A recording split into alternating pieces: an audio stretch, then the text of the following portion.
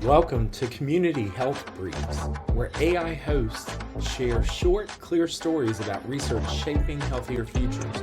Each episode highlights new work from members of the College for Community Health at Montclair State University, showing how ideas connect to the social and structural forces behind health.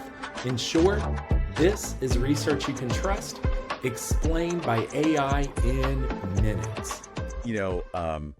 When you're driving and that little check engine light suddenly flickers on, you don't just put tape over it. Right, you get it checked out immediately. Exactly, because you know that one tiny little light is tied to this massive, complicated system.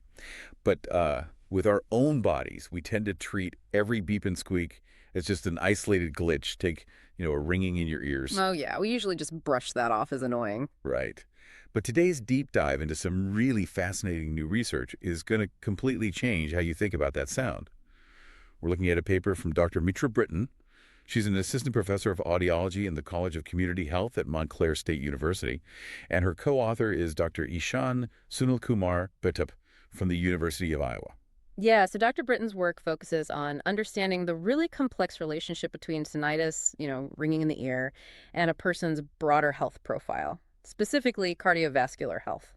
Which is kind of wild to think about, your ears and your heart. It is, and this actually builds on preliminary data from her dissertation. In that earlier work, she mapped out these huge comorbidity patterns using a massive data set, the UK Biobank. And she found strong associations between tinnitus and things like angina, right? Chest pain. Exactly. So in this present study, the goal was to see if she could replicate those findings using an independent US-based database. And importantly, doing all this while carefully controlling for hearing loss. Because, hearing loss is the primary cause of tinnitus. I always just assumed ear ringing was from going to way too many loud concerts in your 20s. That's the common assumption, yeah. But they wanted to ask, does having a history of angina actually predict whether you'll experience ear ringing? So they used data from NHANES. That's the big national health survey, right? Right. It tracks the physical and nutritional status of thousands of Americans. They filtered it down to over 9,000 U.S. adults, and they were incredibly rigorous. They adjusted for age, weight, cholesterol, and of course, hearing loss. Wow. Okay, so what did they actually find? Well, hearing loss was still the biggest trigger. It actually quadrupled the odds. But here's the crazy part. Even after filtering all of that out, people with a history of angina had a 65% higher chance of having tinnitus. Wait, 65% just from angina.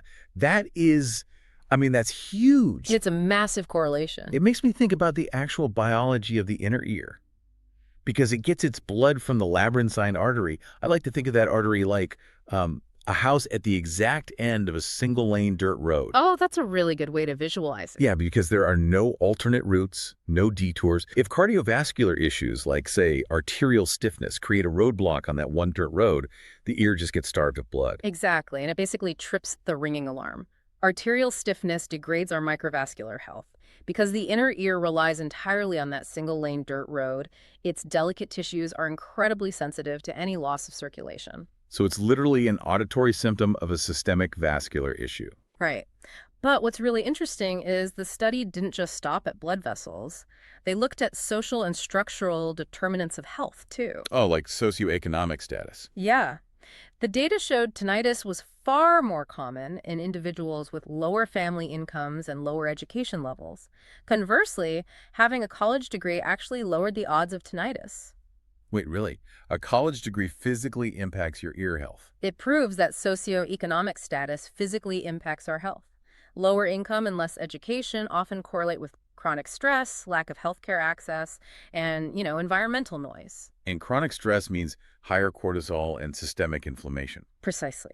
That systemic inflammation literally stiffens that single-lane dirt road you mentioned. The stress of your socioeconomic environment physically damages your microvascular system. Wow. So if that physiological stress is stiffening our arteries and turning on the body's check engine light, we can actually take actionable steps, right? Absolutely. Tinnitus isn't just an annoying sound. It's a check engine light.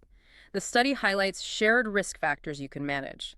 Things like current smoking, elevated cholesterol, and loud noise exposure. So preventative maintenance like quitting smoking, lowering your cholesterol, or even just throwing in earplugs at a loud venue isn't just protecting your hearing, it's protecting your vascular system. Yes, the main takeaway here is that ear health is deeply connected to heart health.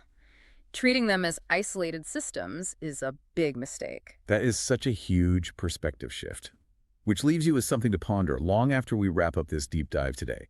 We started with that dashboard warning light. Right, the check engine light. Yeah.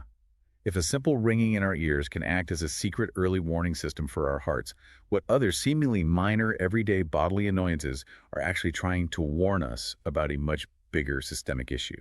It definitely makes you want to listen a little closer. Thanks for listening to Community Health Briefs. This podcast was created with the help of AI, verified by the paper's author, and does not necessarily reflect the views of the College for Community Health or Montclair State University. Thanks again for listening, and stay tuned for our next episode. Make sure to subscribe and check us out at www.montclair.edu/CCHL to learn more about us and the amazing work we're doing for community health.